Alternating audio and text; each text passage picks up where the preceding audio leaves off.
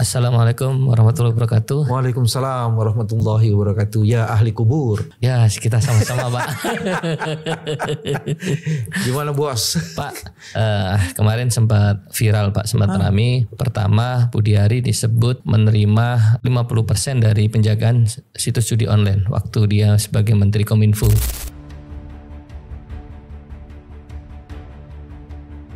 Sebelum digeser jadi Komdigi. Terus yang kedua, dia itu mungkin rekod telepon sama wartawan kalau nggak salah. Karena narasinya seperti itu. Di situ dia disebut bahwasanya PDI Perjuangan terlibat dalam penjagaan situs judi online. Di situ disebutlah inisial BG. Saya bongkar nanti semuanya.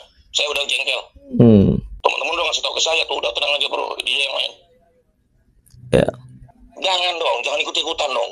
Mesin saya begitu, kamu. Buat apa? Ini ujungnya kan PDI semua. Tony PDI, Alvin Jafar Kemas PDI. Ngerti gak? Ya. Halo? Ya, saya dengar. Ya udah, kenapa mesti Budiari? Kenapa gak kalian tulis ternyata semua kader PDI yang terlibat? Kenapa? Ya. Fakta loh, Alvin Jafar Kemas, Tony. Ngerti gak? Itu PDI loh, fakta ya. Ya. Bukan katanya loh. Tapi kalau Pak Menteri punten nih, kalau Anda menuduh Budi Gunawan tuh apa nggak terlalu riskan tuh dengan bukti-bukti ya ada? Ya udah janganlah, nanti aja. Nanti kalau ada buktinya lebih lengkap udah kita siapin itu. Itu nanti aja kalau yang itu. Tapi yang pasti itu PDI semua, dua-duanya. Saya jengkel karena ini kan mau cuci tangan semuanya. Yang di framing saya, ngerti nggak? Dan kalian teman-teman media ikut-ikutan. Itu yang bikin saya jengkel. Nggak apa-apa tanya gitu loh. Iya itu bener media, tapi kalau yang ini yang kalah gak media. Apa sih? Ya, kata Tony. Yang ketiga, sekarang Budiari dilaporkan oleh kader PDIP dan direstui oleh pengurus DPP.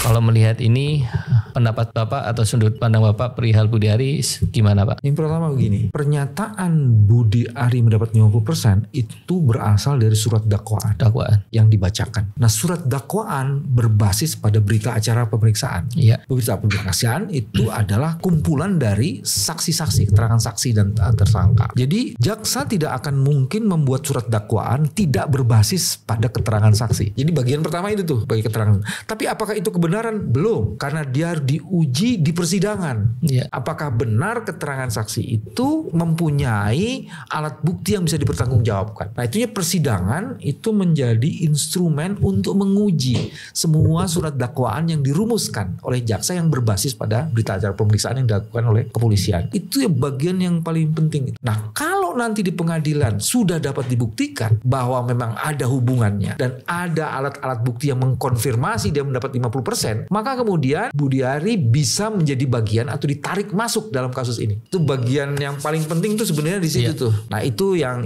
pertama. Terus kedua, walaupun itu baru dirumuskan dalam dakwaan dan perlu diuji di dalam proses pengadilan, dia mempunyai konteks politik dan Budiari kemudian melakukan counter respon kan? Dan ketika counter respon itu diberikan dan kemudian muncullah audio visual yang diduga orang itu bersuara seperti Budiari, maka dia menimbulkan dampak. Nah di sini ada 3 hal tuh. Pertama diuji dulu, ini benar suaranya Budiari apa bukan? Iya. Kalau konteksnya kok kayaknya ada gitu. Tapi ya. di persidangan di RDP di DPR ya. Iya. Itu yang ketiganya tuh nanti kan. Ini bagian pertama kan mesti diklarifikasi nih. Budiari mesti mengklarifikasi itu suaranya dia bukan. Iya. Tapi kalau yang dimuat di dalam pernyataannya kemudian counter responnya dia itu sebenarnya menuding pihak lain. Ya. Jadi dia mengatakan bukan gue, dia itu pelakunya, dan disebutlah PDI dan BG. Nah itu juga punya konsekuensi. Walaupun sekarang memang perlu diklarifikasi suara Budiari apa bukan. Kalau memang suaranya Budiari, maka kemudian dia menebar tuduhan, maka tuduhan itu punya implikasi hukum. Iya. Ya kan? Nah ini yang kemudian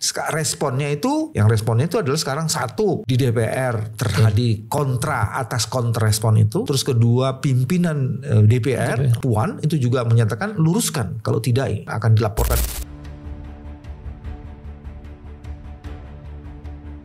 Terus yang ketiga, sudah ada bagian dari elemen PDI yang melaporkan Budiari.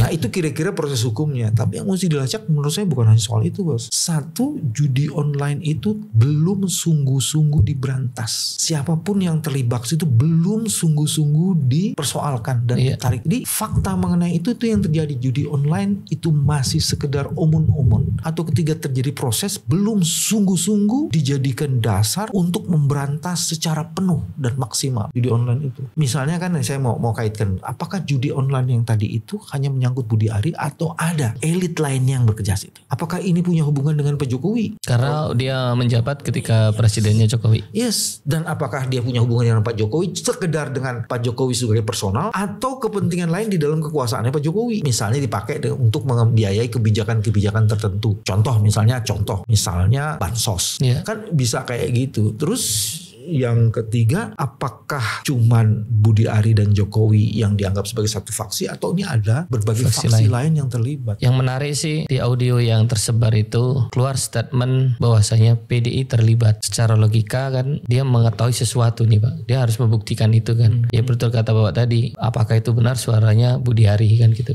Jika benar ya dia harus membuktikan siapa aja orang-orang yang terlibat di judol itu Pak. Menempatkan satu partai politik sebagai orang yang diduga terlibat itu punya konsekuensi berat dan panjang.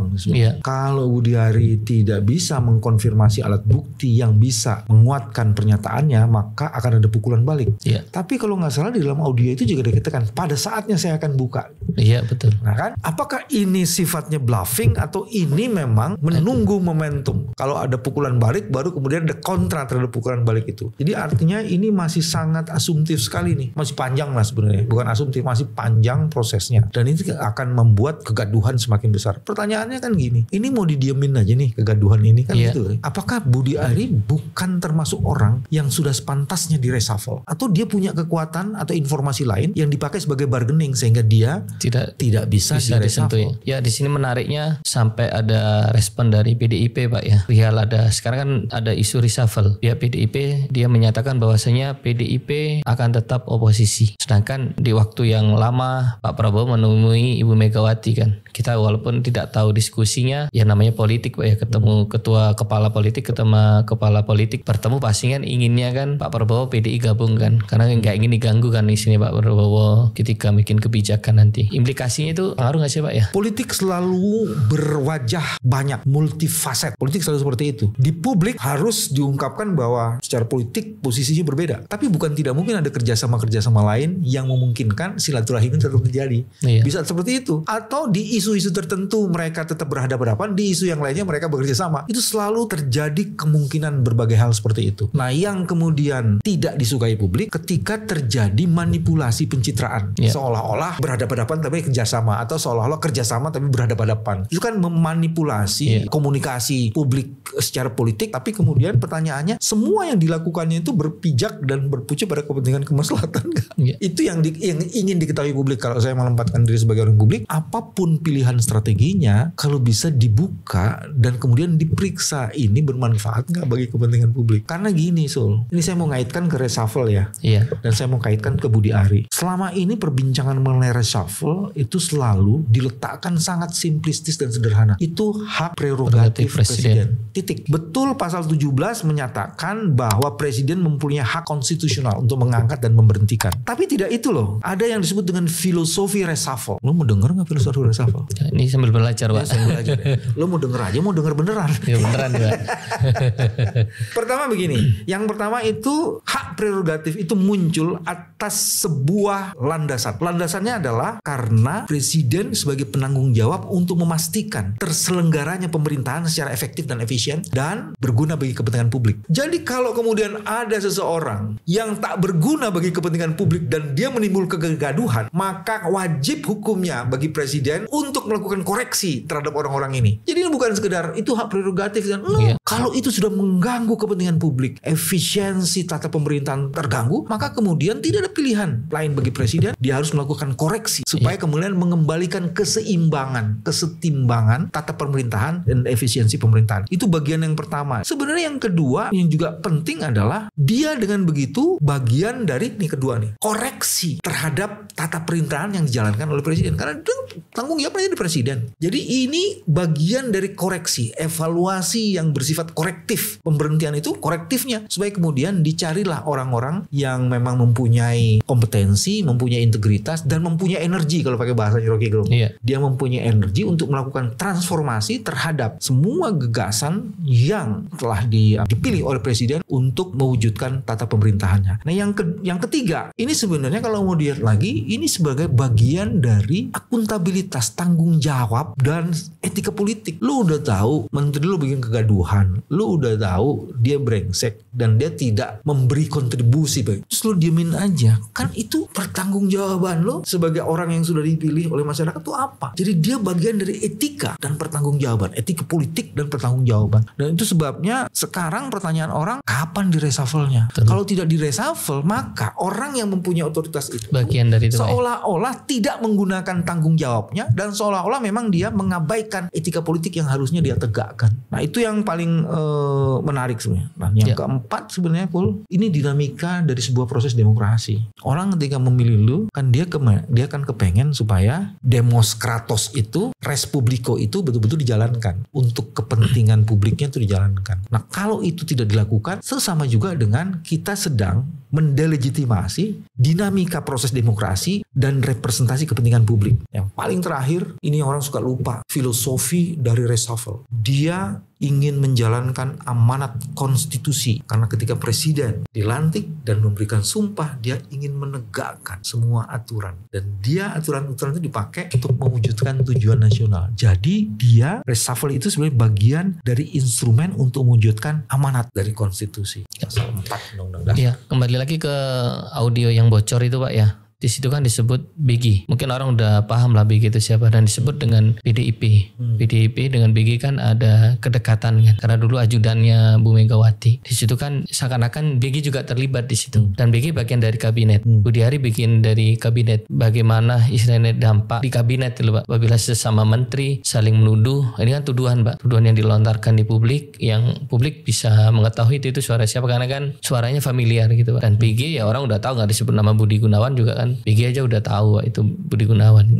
Sebenarnya yang paling menarik di situ bukan sekedar tuduhan, Pur. Tapi yang paling menarik adalah dampak yang diakibatkan dari tuduhan itu. Pertama, pada Pak BG pasti itu akan tergerus kehormatan dan reputasinya, ya kan? Atas tuduhan tadi itu ya kan? Dan saya menduga kemudian apakah BG akan diam aja? Enggak. Dia melakukan counter respon. Dan ketika itu terjadi, maka kemudian kegaduhan itu tidak hanya di publik, meluas ya. Tapi ada di dalam sistem kekuasaan yang komandannya adalah komandantenya Pak Prabowo. Jadi ini friksi dan faksionalisasi ini kalau tidak diselesaikan maka akan mengganggu seluruh kinerja dari sistem kekuasaan itu. Jadi itu dampak yang pertama itu. Terus dampak yang kedua yang disebutkan bukan hanya personal orang, tapi alat kekuatan politik yang sekarang sedang bekerja atau sekarang ada di DPR, walaupun sekarang PDI memilih sebagai oposisi, tapi ini bisa menimbulkan kericuhan yang lain. Dia bisa menimbulkan kegaduhan yang lain dan bisa menimbulkan hal-hal yang tak penting bagi kepentingan kemaslahatan publik. Nah, itu sebabnya ini juga harus segera diselesaikan. Kalau ini tidak segera diselesaikan, maka potensi dampaknya bisa membesar meluas dan bisa uncontrollable ketika damage-nya itu sudah sangat besar sekali. Tapi masalahnya Pak, jika Pak Prabowo ini kan hak prerogatif Pak Presiden Pak ya, tidak mengganti Budiari, boleh nggak kita katakan ada sesuatu atau Prabowo takut dengan Budiari Pak? Saya mau bagi 3. Jadi saya sudah jelaskan, ada filosofi reshuffle. Iya. Bukan sekedar hak prerogatif. Karena ini menyangkut kepentingan publik, menyangkut kepentingan pemerintahan, dan menyangkut kepentingan negara ini. Kalau itu tidak digunakan, maka kemudian pertanyaannya, kenapa itu sampai tidak digunakan? Kalau pakai asumsi, kemudian asumsi baiknya adalah, oke, presiden mungkin menunggu waktu yang tepat. Karena semua proses itu harus dilalui, dipertimbangkan sebelum diputuskan dengan bijak. Proses ini. Tapi kemudian ini negatifnya itu orang akan bertanya-tanya, masyarakat bertanya-tanya, ini Prabowo atau presiden ini takut atau dia dikunci dengan informasi lain dan fakta lain yang dimiliki oleh Budi Ari, atau mungkin Budi Ari dan Pak Jokowi punya sesuatu yang menyebabkan memang Budi Ari harus tetap dipertahankan. Nah, itu kan semua sinyalemen itu bisa berkembang, dan sinyalemen yang berkembang tanpa kontrol, maka itu pasti sangat merugikan kepemimpinannya Pak Prabowo. Ya Pak, terima kasih atas sudut pandang Bapak penjelasan tentang Budi Ari. Nah, setelah ini saya akan bertanya tentang Budi juga Pak. Budi Gunadi Sadikin.